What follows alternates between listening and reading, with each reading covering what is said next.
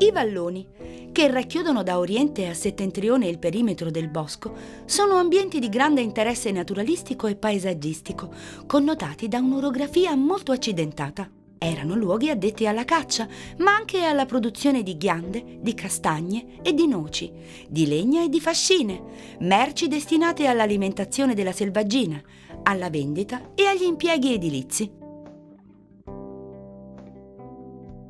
Vallone Amendola.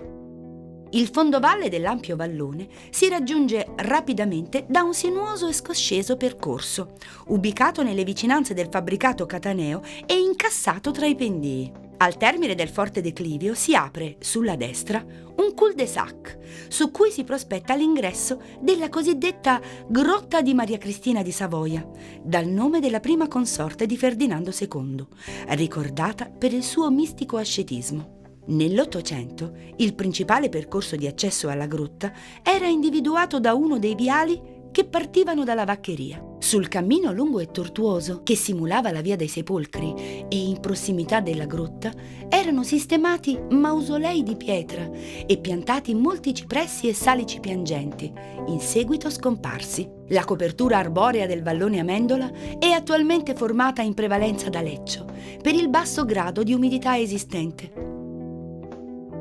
Vallone dei Cervi. Il suo nome rimanda alla selvaggina presente nel vallone prima del trasferimento a Persano, voluto da Ferdinando II. Il re fece risistemare totalmente l'area, migliorando la viabilità, piantando nuove alberature e approntando alcune soluzioni al deflusso delle acque. Il principale percorso d'ingresso al vallone, ubicato nelle vicinanze del Giardino Torre, costituisce un ambito di particolare interesse. È lastricato con basoli ed è segnalato alle quote superiori da un raro esemplare di Ilex del Paraguay, certamente di impianto ottocentesco. Il vallone di San Gennaro, posto ad oriente del viale di mezzo, è una stretta gola che taglia longitudinalmente le aree a nord del bosco, estendendosi dal cosiddetto stradone della catena di San Gennaro al vallone di Miano. Dallo stradone dell'Eremo si può accedere ad uno dei percorsi più suggestivi che scendono nel fondovalle. Si snoda in curva e in ripido pendio tra altissimi pini neri e abeti, gli unici esemplari sopravvissuti dei tanti impiantati intorno al 1834. Il viale si conclude in un piccolo slargo. Dallo slargo si diparte un lungo percorso che attraversa l'intero fondovalle e sottopassa gli alti piloni del ponte dell'Eremo. Vallone di Miano.